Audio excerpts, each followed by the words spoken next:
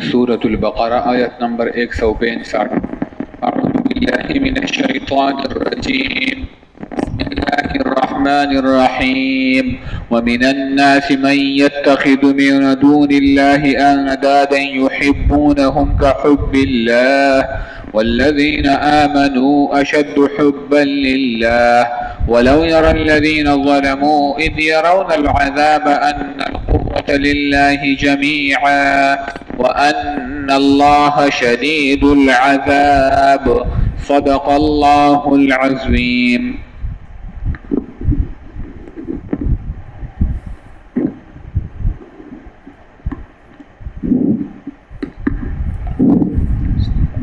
अल्हम्दुलिल्लाहि वहदा वस्सलातु वस्सलामु अला मन ला नबिय्य बअदा। अम्मा बाद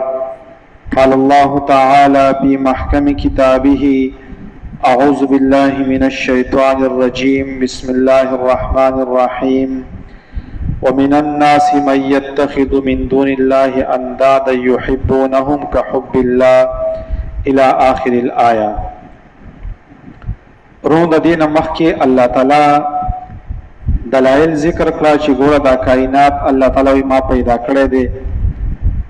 او عقلی دلایل الله تعالی ذکر کړه. دې صورت کې الله تعالی دا فرمایي چې پکار دا دی چې د کافرانو است د الله تعالی سره مینه شروع کړی وي، په الله ایمان راوړی وي او دا بوتانې پرې ښودې وي، نو ډېره بخوه خو دې څه چل وکړو، دوی راولګېدل او د بوتانو سره او د خپل مشرانو سره او د خپل تنظیم پرستی سره ودرېدل او د الله تعالی د محبت نه انکار وکړ. نو الله تعالی فرمایي چې ګوره دوی دومره غټه غلطي کوي چې د الله د دې بوتانو سره داسې محبت کوي که حب الله، په شان د محبت د الله تعالی. او د مؤمنانو څه صفت ده؟ والذین آمنوا اشد حبا لله. هغه خلک چې مؤمنان دي نو ډېر سختي په مینه کې د الله تعالی سره. نو د الله تعالی سره دوی شریک ګرځي او د هغوی سره مینه دومره کوي لکه په شان د محبت د الله تعالی. مطلب دا چې څنګه الله تعالی قادر دی، څنګه الله تعالی رزق ورکوونکی دی، څنګه الله تعالی د جهنم نه څوک خلاصوي. نو دې مشرکانو عقیده دا وه چې دا بوتان هم زمونږ د قشانته کې په کار راځي، نو ځکه به ورسره محبت کوو. دیو جن نبی علیہ الصلوۃ والسلام فرمایلی دی یو حدیث کې چې په ټولو ګناهونو کې لویه ګناه دا ده چې ان تجعل الله ندا وهو خلقك، چې ته د الله تعالی سره څوک شریک جوړ کړي او دغه الله ته پیدا کړی په مینه کې وسره څوک شریک کړي، دغه شان د بل چا دومره عزت وکړي لکه د الله تعالی چې څنګه پکار دی، د انسان دومره تعظیم وکړي هغه ته دومره ښکته شي لکه چې د الله تعالی پکار دی. دا ټول په اندادن کې راځي. بلکې د موجوده دور چې کوم مثلا تنظیم پرستی ده، مشران دي د خپل خاندان، نو ته داسې ګوري لکه سم چې الله تعالی ته خلک ګوري. ته د خپل عقیدې ته، د خپل تنظیم ته، د خپل مشر ته په داسې نظر باندې ګوري لکه ته به چې دا د الله تعالی حکم دی. نو اندادن دام په دې کې راځي چې دا داسې عبادت دی لکه سم چې د بوتانو عبادت دی. نه دی پکار د الله تعالی مینا، د الله تعالی احکامات هغه په ځان باندې لاګو کول پکار دي. نو دوی به دا کار کو. هو الذین آمنوا، کم خلق چې مؤمنان دي، اشد حبا لله، ډیر سختی په محبت کې د الله تعالی سره. د آیات یو مطلب دا دی چې مؤمن سره به د الله تعالی سره مینه ساتي. لکه علماء یو حدیث کې ذکر کړی دی چې ابراهیم علیه السلام ته وی چې کله فرشتي راغله ورته وی چې موږ ستاسو روح قبض کوو. نو ابراهیم علیه السلام ورته وی تا الله تعالی ته وایا چې آیا یو دوست چرته کې خپل دوست وجني، چې الله تعالی خو زما خلیل دی او زه خلیل یم، نو چرته یو دوست را لګیدل چې خپل دوست وجني. هغه فرشتي راغله وی ابراهیم علیه السلام ته وی چې الله تعالی وی چې آیا تا دې دوست چرته لیدلې دی چې هغه سره ملاقات کوي او دې انکار کوي چې زه سره ملاقات نه کوم؟ او ابراهیم علیه السلام وته چې زما روح وس قبض کا، ځکه چې الله تعالی زما سره ملاقات کول غواړي، نو زه خو د الله سره ډېره مینه کوم، نو بالکل رانه روح قبض کا. نو د مؤمن به دغه کار دی چې دی به د الله سره مینه کوي، د الله د رسول سره به مینه کوي. لکه یو حدیث کې راغلی دی و یو سړی یو عربي سړی راغی و نبی له سلام ته وی چې مت الساعه د الله رسول د قیامت بکلی و نبی صلی الله علیه وسلم وته چې ما عادت لها تا ولا ست تیار کړی وغړي ساده خبره و چې د الله رسول د کما ول د سډیر زیات نفلونه او د سډیر عبادتونه ملي کړی خو زما یو عمل دا دی چې د الله او د رسول سره مړي زیات مینه ده و نبی صلی الله علیه وسلم وته چې المرء مع من احب الیه څوک چې د چا سره مینه ساتي دا غسر وي نو بس خو فکیږم ان شاء الله چې زما سره په جنت کې میوځي او د الله تعالی دیدار په جنت کې وږي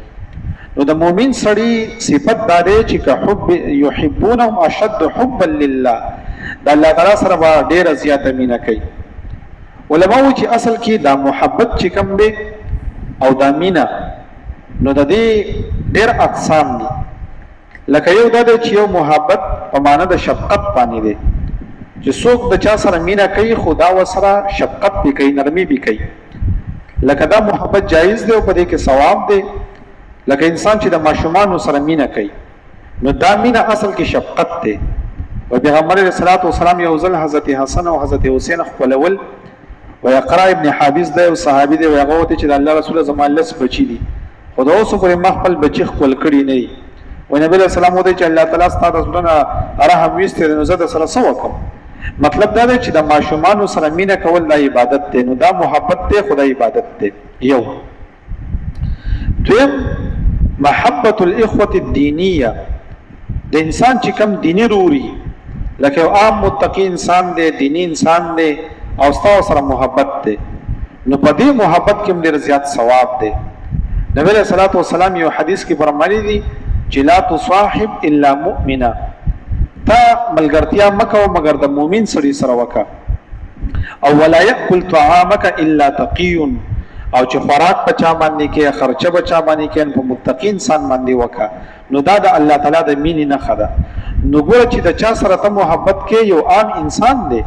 مستوى سره د الله د رضا د پر مینه ده نو دا د سیده لکه ته چې د الله سره مینه کې نو دا محبت هم جایز دی او دا محبت بالکل ثواب دی او په دې کې الله تعالی اجر ورکړي یو بل حدیث کې راغلی دی پیغمبر علیه السلام فرمایي چې درې صفاتونه بچا کې راشي نو طلب الله تعالی د ایمان خوږوالی ورکړي یو پیغمبر علیه السلام فرمایي چې د الله او د رسول سره دومره مینه ساتي چې د عمر مینه د بل چا سره نه ساتي د ټول کائنات نو تعالی او رسول خوخي نو دې انسان ته الله د ایمان حلاوت او د ایمان مذهب او توسکي دیم صفت چې کو پر ډېر زیات بدیش او دریم صفت دا دی چې د مؤمنانو سره د متقینو خلکو سره د مین او محبت کوي نو دې انسان ته الله تعالی د ایمان خوږواله بوته ورسي دیو جن بل حدیث کې راغلی دی پیغمبر علیه الصلاۃ والسلام فرمایي چې د قیامت په ورځ باندې با د عرش تصور لاندې سکسانی نو پای کې وو کسان دي خو یو پکې هغه دی چې د عام انسان سره مینه ساتي محبت وسره ساتي او د الله د رضا د پر وسره ساتي او په دقه باندې راوځي کیږي او په دقه باندې جدا کیږي نو دا خلق په قیامت پر ورځ باندې د عرش تصور لاندې لکه مثلا د مونږ چې کوم مزګروپ ناس نو مونږ د الله تعالی سره او د رضا د پر بل سره مینه کوو ځکه الله کلام دی مونږ راوځي شو او چې د الله کلام دعا وشي استخلق خوارش نو د الله تعالی د پر چې څوک د چا سره مینه ساتي پیغمبر اسلام فرمایي د قیامت پر ورځ باندې به د عرش تصور لاندې دا حدیث کې راغلی دی بل حدیث کې دا راغلی دی چې من احب لله وابغض لله واعطى لله ومنع لله فقد استكمل الايمان چا چې د الله د پر مینه وکړه د الله د پر د خلکو سره بغض وکړو د الله د پر ورکړه کړی او د الله د وجنه د خلکو نه مال منه کوي نو فقد استكمل الايمان د دې انسان چې د ایمان کامل دی و دې دا معلومیږي چې دوی محبت الاخوه الدینیه د دینی مسلمانانو سره مینه کول د عبادت دی دریم محبت د خزي او د خاون ترمنځ دا ډیره زیات ضروری ده چې یو خاون راولږي او هغه خپل کور والے سره مینه کوي او دا کور والے راولږي او د خپل خاون سره مینه او محبت کوي نو په دې محبت باندې الله تعالی دومره ثواب ورکوي لکه څنګه چې د الله تعالی په مینه کې څومره ثواب دی دا د الله د رضا لپاره او سلورم دا دی چې د چا سره مینه دومره وکړي د مخلوق سره چې د الله تعالی حکم په مات کې نو دا بیا باطل محبت ته په دې باندې الله تعالی بیا خپکیږي چې د مخلوق سره به دومره مینه نه ساتي چې ته به د الله حکم مات کې، نو دا بیا باطل محبت ته الله په خپکیږي. خو عام طور باندې علما وایي چې انسان به د الله تعالی محبت څنګه حاصلوي؟ لکه داسې څه عمل مونږ وکړو چې د الله زموږ سره مینه پیدا شي او زموږ د الله سره مینه پیدا شي، داسې څه اعمال دي. نو یو په هغې کې دا دی چې د فرایضو نه پس په نوافلو باندې الله تعالی انسان ته خپله مینه ورکوي، خپل محبت ورکوي. نو که څوک دا غواړي چې الله زما سره مینه وکړي، نو دی داسې وکړي چې فرض مونځ خو به کوي خو نفلونه یې ډېر زیات کوي، نفلي عبادات دې کوي، صدقات دې کوي، نفلونه دې کوي، نفلي روجې دې نیسي، نو دی انسان ته الله خپل محبت ور نصیب کوي. دویم ذکر الله تعالی علی کل حال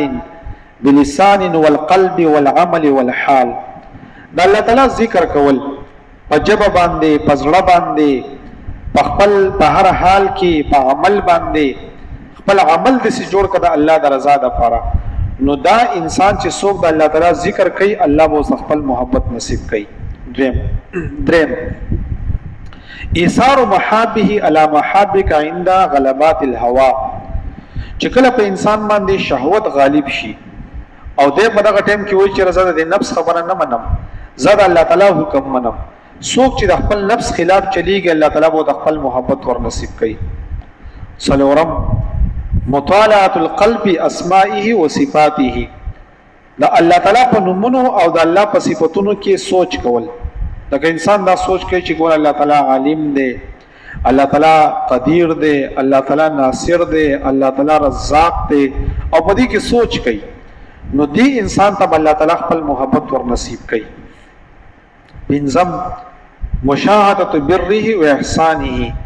د الله په نعمتونو د الله په احساناتو کې سوچ کول. کله انسان ځان ته وګوري چې ګور زه سوما، زه الله تعالی پیدا کړم، الله تعالی مال عزت راکو، الله تعالی مال رزق راکو، الله تعالی اولاد راکو، الله تعالی د سر د پر سورې راکو، کپڑے راکړي. د الله تعالی په احساناتو کې چې انسان سوچ کوي دی انسان ته د الله محبت نصیب کیږي. شپږم انکسار القلب بکلیت بین ید الله. دا خپل زړه ټول الله ته متوجه کول او عاجزی په دې زړه کې د الله د لپاره پیدا کول. نو چې څوک دا خپل زړه الله ته متوجه کی الله تعالی د انسان سره محبت کوي. اوم الخلوه به. د الله تعالی سره په ځان له وخت کې خبرې کول، خصوصا د شپې په اخره حصہ کې یا په دې ټیم کې چې څوک نه، مثلا یو ځان له کمرې ته دننه شوی او څوک نشته او ته په هغه ځای کې لګیا د الله تعالی سره چې یا زما رب ای کریم او رحیم ذاته حنان او منان او خبرې وسره کې، نو ته چې د الله تعالی سره په خلوت کې خبرې کوي نو الله تعالی به خپل محبت نصیب کوي. اتم مجالسه المحبین والتقاط اطياب کلامهم. کم خلق چې الله تعالی ته نږدې دي او ته د هغوی په مجلس کې کېنې او د هغوی په خبرو باندې ځان پوهه کې، نو دې انسان ته هم الله تعالی خپل محبت نصیب کوي. نهم مباعدة كل سبب يحول بين الله وبين القلب. هر هغه سبب پر خدل چې تا د الله نه غافل کوي، نو کبي هغه خزه دا کاغه بچي دي، کاغه مال دي، کاغه دولت دي، او چې د الله نه دی غافل کوي او تا دا خبرې پرې خو دی والله ته متوجه شوي، الله به خپل محبت نصیب کوي. لسم تدبر القرآن. په قرآن مجید کې سوچ کول، لکه دا مونږ چې لګیو تفسیر پکې کوو، په قرآن کې سوچ کوو، دی انسانان ته الله تعالی خپل محبت نصیب کوي. یو لسم اتباع سنت النبویہ. د پیغمبر علیه الصلاۃ والسلام په سنت باندې عمل کول دی انسان ته الله خپل محبت نصیب کوي. او دولسم دعا، چې انسان دعا کوي چې الله تعالی ما خپل محبت نصیب کړي. دیو جن عمر سے بدعا کوله چې اللهم اجعلني في اعين الناس كبيرا وفي عيني صغيرا. چې الله تعالی د مخلوق په نظر کې ما کمزور ښکارا لوی ښکارا کی، خو خپل ځان ما ته وړو کې ښکارا کی. نو چې انسان د خپل ځان وړو کې ښکارا شو او د الله تعالی سره او دعا کوي چې الله تعالی مال خپل مینه نصیب کړي، خپل محبت راته نصیب کړي، نو دی انسان ته الله تعالی خپل محبت او هغه نصیب کوي. نو دی آیات کې الله تعالی خپل مینه ذکر کړي چې ګوره والذین آمنوا اشد حبا لله. کوم خلک چې مؤمنان دي د الله سره ډېره زیاته مینه کوي. ولو ير الذين ظلموا اذ يرون العذاب. او ها کچرته کتا کلیدلې وي هغه خلکو چې ظلم یې کړی چې عذاب ویني نو غیب وای چې ان القوه لله جميعا ټول قوت د الله لپاره دی. موږ د بوتانو سره مینه ولي کولی وان الله شدید العذاب الله تعالی سخت عذاب ولده. ومن الناس بعض د خلقنا من يتخذو چنيسي من دون الله ما سوا د الله تعالی نه اندادن بوتان يحبونهم محبت کوي تدې بوتانو سره كحب الله پشان د محبت د الله تعالی. والذین آمنوا او ها خلق چې ایمان راوړی دی اشد حبا لله تر سخت محبت کوونکي دي د الله تعالی سره. ولو يرى الذين ظلموا او کچرته لیدلې وي هغه خلکو چې ظلم یې کړی دی اذ يرون العذاب چې کله ویني عذاب ان القوة لله چې قوت الله تعالی دی جميعا ټول وان الله او بشک الله تعالی شدید العذاب سخت عذاب ولده. الحمد لله رب العالمين والعاقبة للمتقين الصلاة والسلام على رسوله محمد وعلى آله وأصحابه أجمعين. اللهم إنا نسألك حبك وحب من يحبك وحب عمل يقربنا إلى حبك برحمتك يا أرحم الراحمين.